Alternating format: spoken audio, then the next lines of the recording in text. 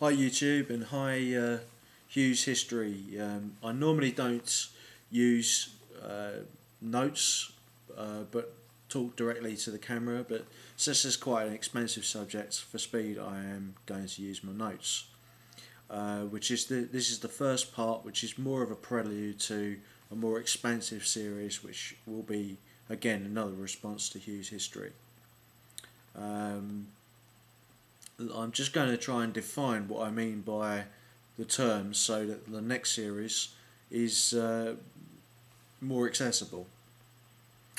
A constitution is the highest law of a nation, based on rationalism, ethics, and national cultural norms.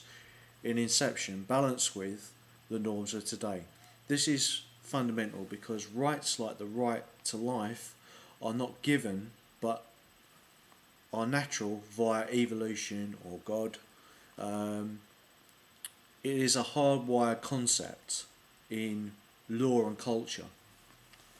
So even though you are not yet conceived, or even after you have died, the right to life exists because it is not just a personal but a universal right, natural human right. Thus, the state, as servant of the national society, citizen, prosecutes murderers. The Constitution, therefore, has to be able to be readable by reasonable people, i.e., actions and expressions which are reasonable to a context. So as you mentioned, the Schenck versus United States case comes to mind. So must be reasonable by reasonable people, i.e., actions and expressions which are reasonable to a context. The Constitution makes such definitions of context, e.g., war, peace, etc., so that the other side of the US Constitution's function is to be the citizen's manual to the highest law, to stop subsidiary laws or conventions, which are unwritten rules or unsaid rules, that are used as though they have the force of law. Look, for instance, at how the English common law has become dominated by judge-made precedents, which was not the intent of English common law, of course. English common law, I just digress here, was created via meetings, which in Anglo-Saxon times were called witan, a meeting of peers, where they spoke about cultural norms and used them as a way to set precedents to resist the feudal power of the Norman robber barons who had invaded England in 1066. That's the origin of it. So that is why the common law system originally intended to be a meeting of peers to decide if a person or entity has infringed on the cultural norms, ethics that underpin the process of protection or the assertion of rights, not whether a right is given or taken away. A natural right can't be given or taken away.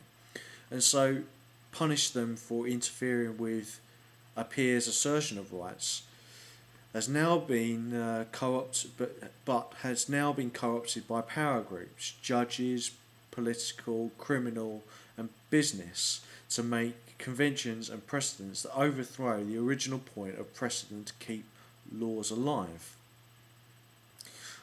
This use of judge-made law has made England's constitution unreadable. It has vast bodies of dead laws, what Jefferson called the tyranny of dead generations, who have no more right to coerce the present generation of this nation than a foreign power, the living nation he's referring to. Whilst at the same time, judges are basing their views on what is precedent from works of authority. This is cutting off the law from the principle of consent of peers and reason that consent is based on, and the reason that consent is based on. That is why the US Constitution mostly has statute-based law, so that only democratic or constitutional representation Courts of citizen peers, i.e. the jury principle, could make law. Courts enforce laws, they do not make laws. That the government state institutions are bound by laws which all serve the national community and citizens, the citizens being part of the national community, that are consenting by their oath of loyalty to be part of that national society. That is why the law is both the servant and all are under the law, so long as those laws are based on consent, reason, and are within the cultural norms, ethics of the rights and duties of citizens to each other. These are complex issues, which is why the Constitution hands back all responsibility to the citizens.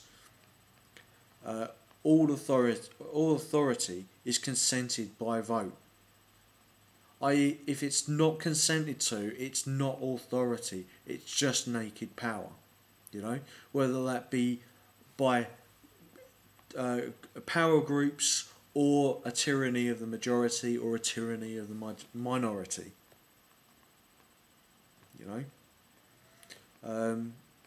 If authority is corrupted and becomes force, coercion, it is a crime, not legal authority, and so must be resisted, as in 1776.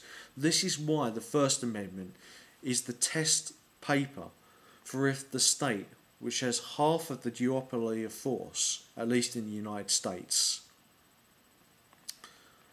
the other half is with the citizens' nation, which has the Second Amendment. The principle of this is not that firearms or the right to bear arms is the key origin, but the principle of the equality of force, i.e. they have guns, we must have guns. In England, most folks are not armed, so the police are not armed. If the police, as in Roman times, acted as criminals, the equality of force principle comes into play, so the English can make a new police force or make citizens arrest. It's not the method, i.e. arms, but the principle. Obviously, in state of war or chaos or tyranny, a well-regulated militia is needed, but the principle of equality of force is there all the time because of consent, which is authority, which is where authority is derived from and what is reasonable. So if a person, i.e. wearing a cop's uniform, is not acting under the law and shoots you without cause, it is not illegal for you to use self-defense back in order to protect your life or others. Because the context being that you don't know if that person is actually a policeman or not,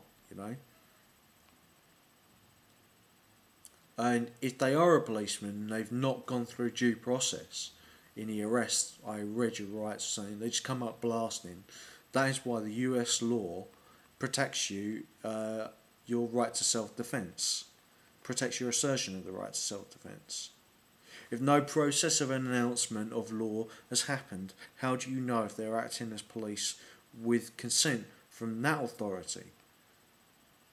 The authority of the citizens consenting to laws under the Constitution, which is constantly being reviewed by democratic vote, i.e. the principle of consent. Without these principles, anyone can say they are a government, because they have arms. As an Afghan said, anyone with a gun is my government. That is why the Afghans are subject to a feudal state of anarchy and of chaos, and the US is not. Thank you for listening. Stay tuned for the next series in this on laws and ethics. Thank you for listening. Bye.